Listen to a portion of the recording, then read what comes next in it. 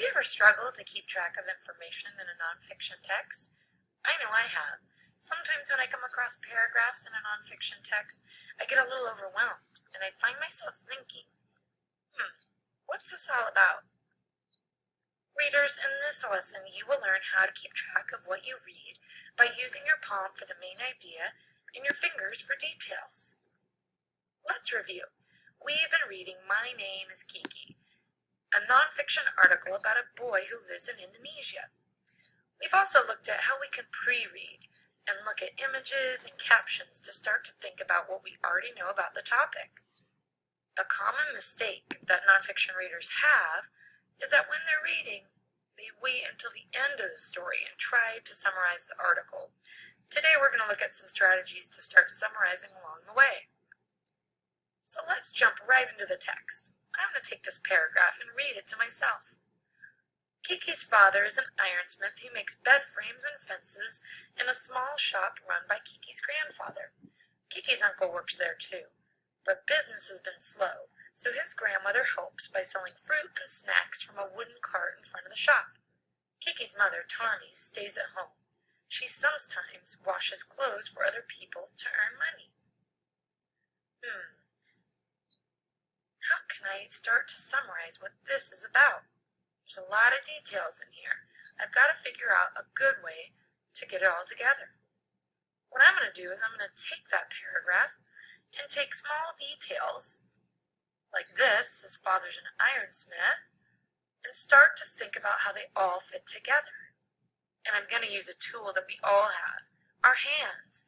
I can trace my hand or write it in my writer's or reader's notebook.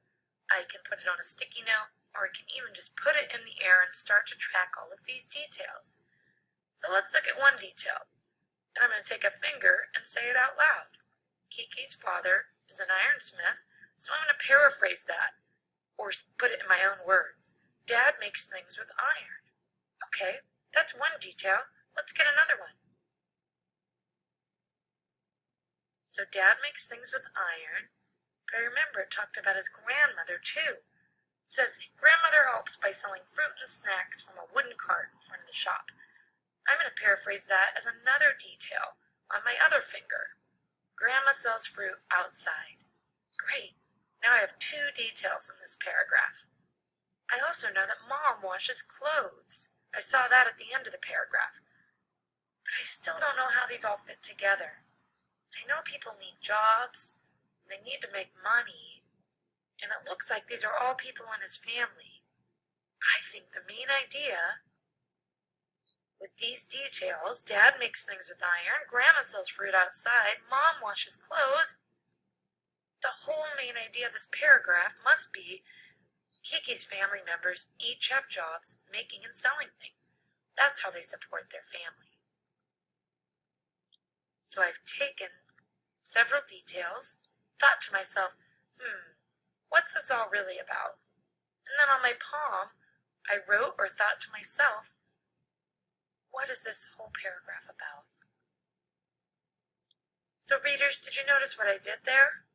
I read each paragraph. I used my fingers to list the details. Then I stated the main idea of the article when I got to my palm. In this lesson, you learn to keep track of what you read by using your palm for the main idea and your fingers for the details.